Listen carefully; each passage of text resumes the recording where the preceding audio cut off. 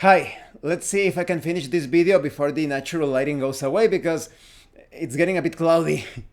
Okay, two of my viewers, Proud Foot Under Hill a few weeks ago, and just today, Vienna Ciel, they made, I would say, a question that has an answer that could be quite useful when running tabletop RPGs controlling various player characters.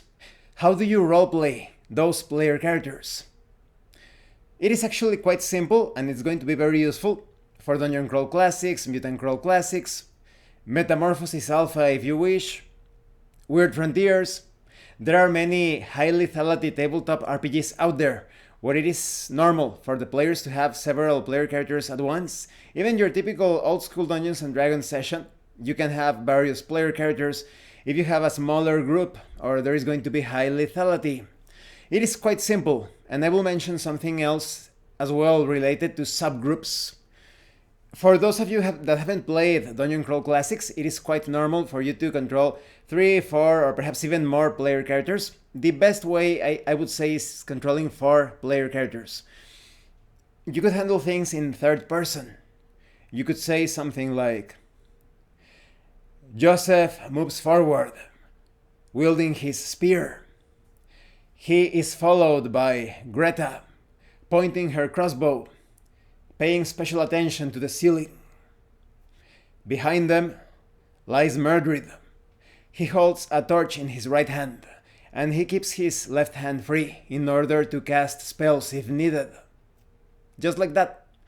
Or you can choose one of the player characters to be your character, and the other ones could be handled in third person. You could handle this character that you have chosen to embody as your first person character. You could say, as Joseph, I move forward. I keep my 2 daggers in my belt, ready to draw them if necessary.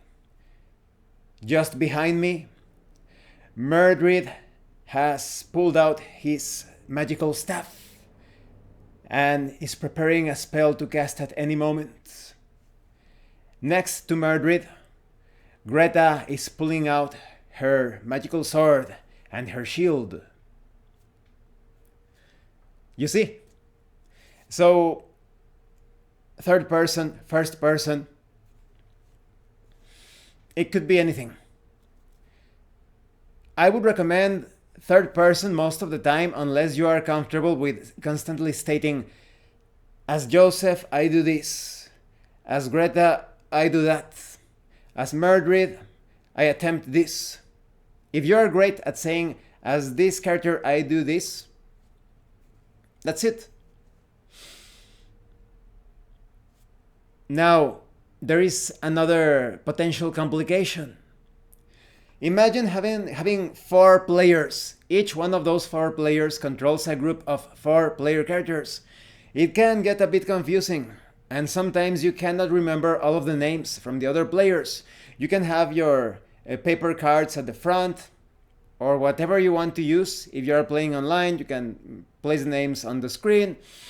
But I would recommend that you give a name to your team of characters. So you have 4 players. Each one of those players should name his group with a certain name. You could be the Ravagers, the Thunderers, the Executioners. So that way you can describe your actions as in, the Executioners take the front. You see? And everybody is already expecting for you to pull out your melee weapons, and you can add further details.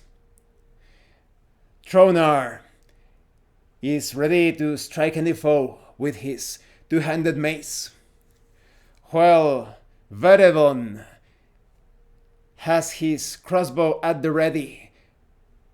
He unsheaths his dagger slightly in case there is need for close quarters combat. Just like that. It all depends on the level of detail.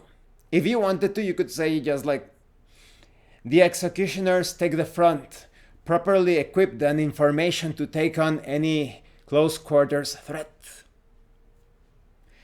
As long as everyone is understanding the roleplay, the description, the actions in the present, there is no problem.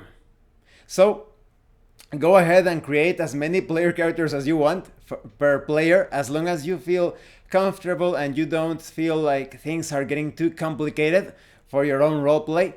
Roleplay in third person, roleplay in first person, as this character I do this while this other character does this other thing. Perfect. Or give a name to your group and give them general roleplay descriptions.